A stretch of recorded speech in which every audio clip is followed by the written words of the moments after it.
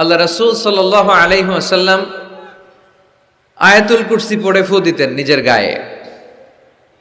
সূরা ইখলাস, সূরা ফালাক, সূরা নাস 3 কুল পড়ে ফু দিতেন।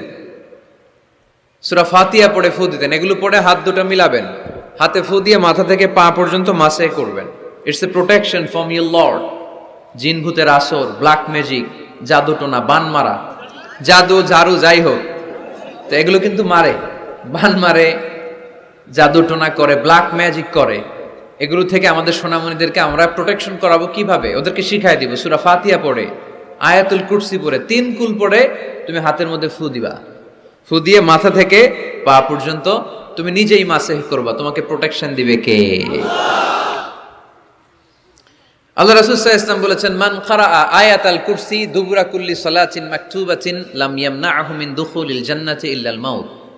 প্রত্যেক ফরজ সালাতের পরে যে ব্যক্তি আয়াতুল কুরসি তেলাওয়াত করবে, তার জান্নাতে যাওয়ার ক্ষেত্রে আর কোনো ব্লক বা বাধা নাই, একটা জিনিস ছাড়া, সেটা হচ্ছে মরণ, মৃত্যু। লোকটা মরে না তাই জান্নাতে যায় না, মরলেই জান্নাতি। এজন্য আজকে থেকে সূরা ফাতিহা বেশি বেশি পড়বেন তো। সাইয়েদনা আবু সাঈদ আল খুদরি রাদিয়াল্লাহু তাআলা আনহু বর্ণনা করেন, আমরা একবার মরুভূমিতে সফর করছিলাম, হঠাৎ দেখলাম মানুষের জটলা ডিঙ্গিয়ে ভেতরে যেয়ে দেখি এক লোক শুয়ে আছে, আর অন্য লোকেরা মন্ত্র পড়ে ফু দিচ্ছে। উল্টাপাল্টা মন্ত্র পড়ে ফু দেয় না, সুমন্তর সু কালিকুত্তার গু। আমরা ছোটবেলায় শুনতাম বাচ্চারা এরকম ছুমন্তর ছুমন্তর ছুমন্তর ছু কালিকুত্তার। তো এগুলো পড়ে ওরা মন্ত্র পড়তো। তো উনি যে দেখলেন কি কি মন্ত্র পড়ে এই লোককে ফু দিচ্ছে, উনি বললেন কি হয়েছে? সবাই বলল, আমাদের নেতা সাইয়্যিদুল হাইমানি গোত্র, এই গোত্রের নেতা সাপ কামড় দিয়েছে, বিষে এমন নীলাভ হয়েছে দেহ, মনে হয় মারা যাবে। কি করা যাবে? তোমরা কি কোনো রুকিয়া ঝাড়ফুঁক জানো? উনি বললেন জানি। তাহলে আসো একটু ঝাড়ফুঁক করো। উনি বলল শর্ত আছে, আমাদেরকে ছাগল দিতে হবে, 1 পাল ছাগল। আরেক বর্ণনায় এসেছে 30টারও অধিক ছাগল। সবাই বলল, আমাদের নেতা, এর যদি কিছু হয়ে যায় আমরা নেতৃত্ব শূন্য হয়ে যাব, ছাগল লাগুক আর ওট লাগুক, তুমি আসো। বাড়ি বাড়ি যে ছাগল এনে, ছাগল রেডি।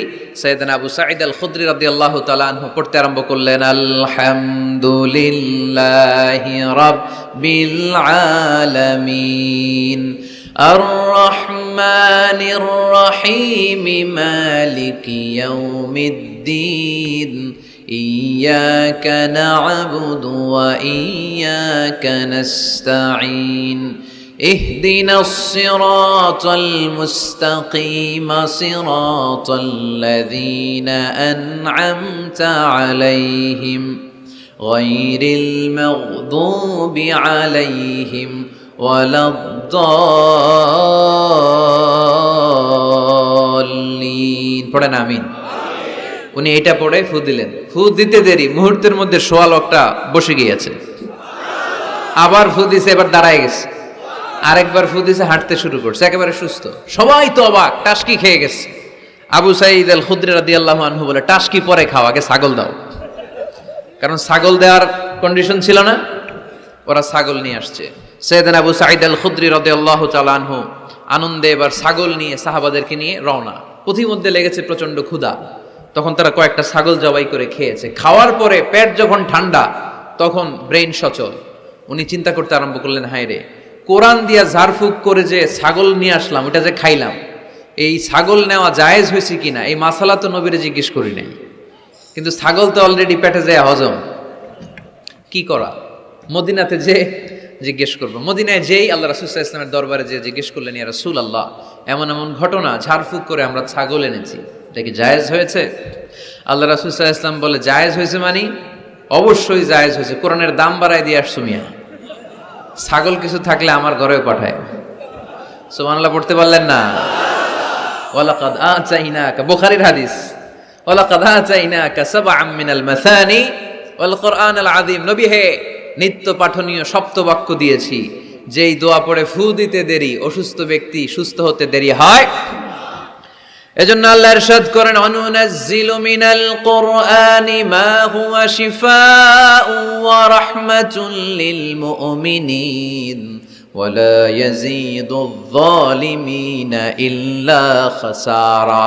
এই কোরআনকে আমি শিফা হিসেবে নাজিল করলাম, এই কোরআনকে আমি রহমত হিসেবে নাজিল করলাম, এই কোরআনকে আমি তোমাদের জন্য হেদায়েত হিসেবে নাজিল করলাম।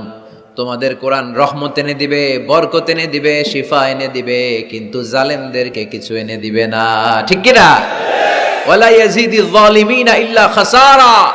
জালিমদের অকল্যাণ করবে, জালিমদের কল্যাণ নাই এই কোরআনে। জালিম যদি হেদায়েতের নিয়তে কোরআন পড়ে তাহলে কল্যাণ পাবে, তা না হলে কল্যাণ পাবে না। তো এখন থেকে আমরা যদি অসুস্থ হয়ে যাই, যেই সূরাটা পড়ে আমরা ঝাড়ফুঁক করব, সূরাটার নাম আরো জোরে বলেন, ফাতিহা। আসলে প্রতিদিন এই সূরাটা পড়ি, এই সূরাটার তাৎপর্য কি, মর্মবাণী কি আমাদের জানার দরকার আছে না? কিন্তু আমরা অনেকেই জানি না। জানি আরব বিশ্বে দেখবেন ওনারা যখন তারাবির সালাত পড়ে, আযাবের আয়াত আসলে কাঁদে, জান্নাতের আয়াত আসলে দরাজ গলায় তেলাওয়াত করে। আপনারা কি করেন?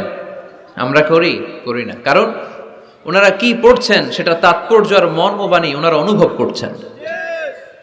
গত বছরের আগের বছর না, গত বছর আমি হজে শায়েখ আব্দুর রহমান আসুদাইসির পেছনে নামাজ পড়লাম। উনি যখন সূরা কুরাইশ তেলাওয়াত করছেন, ফালিয়াবুদু রাব্ব হাযাল বাইত, এটা বলে তিনি কেঁদে দিলেন। কারণ উনি অর্থ বুঝতে পেরেছেন, আয়াতের অর্থ ফালিয়াবুদু রাব্ব হাযাল বাইত, এই কাবা ঘরের মালিক আল্লাহর ইবাদত করো, এই ঘরের রবের ইবাদত করো। আর ওই ঘরের সামনে দাঁড়িয়ে উনি ইমাম, উনি ওই ঘরের সামনেই দাঁড়ানো আর পড়তেছে এই ঘরের রবের ইবাদত করো। এটা যখন অনুভব করলেন, উনি আর নিজেকে ধরে রাখতে পারলেন না, উনি কান্না জোড়ে দিলেন। উনার পেছনে আমরাও কাঁদতে লাগলাম, কারণ ইমাম যেদিকে মুসল্লিও সেদিকে। উনিও কাঁদে, আমরাও কাঁদি, কারণ অর্থ বুঝতেছি তো। আবার জান্নাতের আয়াত আসলে এমন সুরের ঝংকার তুলে তিনি তেলাওয়াত করে, মনে হচ্ছে যেন এখনই উপর থেকে রহমত নাজিল হচ্ছে। ঠিক কি না? কিন্তু আমরা যখন তারাবির সালাত পড়ি, আমাদের কখন যে আযাবের আয়াত গেল, কখন যে জান্নাত গেল, আর কোন দিক দিয়ে জাহান্নাম গেল, কোন দিক দিয়ে ইউসুফ নবীর কাহিনী গেল, কোন দিক দিয়ে আমার নবীর ঘটনা গেল, কিছু টের পাই। শুধু আমরাই টের পাই না এমনটা না, যিনি পড়াচ্ছে উনিও টের পায় না। ঠিক কি না? এজন্য আমাদের চোখ দিয়ে দাঁড় দাঁড় করে পানি নামে না, আমরা অশ্রুসিক্ত হই না। জান্নাতের আয়াত আসলে আমাদের মজা লাগে না, কোরআনটারে মজা লাগাইতে হবে। ঠিক কি না? বুঝতে হবে মাতৃভাষায়। স্মার্টফোন ইউজ করেন কারা কারা দেখি? ওরে আল্লাহ, সবাই স্মার্ট তো দেখি, এত স্মার্ট মানুষ এখানে থাকে। তো এই স্মার্টফোনের ভেতরে কিন্তু কোরআনের অ্যাপস ডাউনলোড করা যায়। কোরআনের অ্যাপস ডাউনলোড করবেন, করে আপনি পড়বেন, যা বলার আল্লাহ সব বলে দিয়েছে, নতুন করে আর কিছু বলবে না। বলবে? এই কোরআন শুরু হয়েছে বিসমিল্লাহির রহমানির রহিম দিয়ে, বা দিয়ে, আর শেষ হয়েছে যে সূরা দিয়ে, সূরাটার নাম সূরাতুন নাস। ওই সূরার শেষ আয়াতটি এরকম, মিনাল জিন্নাতি ওয়ান নাস, শেষে সিন। বা আর সিন মিলালে কি হয়? বাস। এবার বাসে চড়ে কিশোরগঞ্জ শহর যাবেন? এই বাস কি ওই বাস না, এই বাস মানে যথেষ্ট, বাস মানে এনাফ, সাফিসিয়েন্ট। মাঝে মাঝে এরকম হয়, আমরা খাচ্ছি, আমাদের পাতে খাইতে পারি না, আরো তুলে দেয়, কারণ হুজুর একদিন পাইছে, খাওয়ায় আজকে মাইরা ফেলবে। তো আমরা বলি বাস বাস, আর লাগবে না ভাই, আর পারছি না, বাস মানে যথেষ্ট আমার জন্য। তো আল্লাহ বুঝাতে চাইলেন 30 পারায় যা দিয়ে দিছি হেদায়েতের জন্য, বাস যথেষ্ট, নতুন করে কোনো কথার দরকার নাই। চিল্লায় বলেন ঠিক কি না? It's a problem solving methodology, it's not a problem creating methodology. Quran কখনো প্যাচ লাগায় না, প্যাচ খোলে।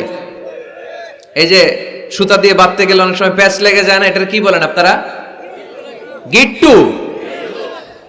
এই কোরআন কি গিট্টু লাগায় নাকি গিট্টু খোলে? সমস্যা তৈরি করে না সমাধান এনে দেয়? সমাধান চাও যদি জীবনে মরণে, ফিরে যাও খোঁজে নাও, চোখ রাখো কোরআনে। ঠিক কি না? পড়েন সবাই। সমাধান চাও যদি জীবনে মরণে, ফিরে যাও খোঁজে নাও, চোখ রাখো কোরআনে। If you want the solution this দুনিয়া এন্ড আখিরা, go back, have a look to the holy কোরআনে। তাই না? সমাধান যদি চাই, চোখ রাখতে হবে কোথায়? নাকি এটিএন বাংলার পর্দায়? আসিতেছে আগামী শুক্রবার ওই পর্দায়, রঙিন পর্দায়, রূপালী পর্দায়, যেই বইয়ের দিকে চোখ রাখতে হবে বইটার নাম কোরআন। কোরআন প্রিফেস অফ দ্য বুক, মানব সমস্যার সমাধান, সব কিছুর সমাধান এই সূরার ভেতরে দিয়ে দিয়েছে কে?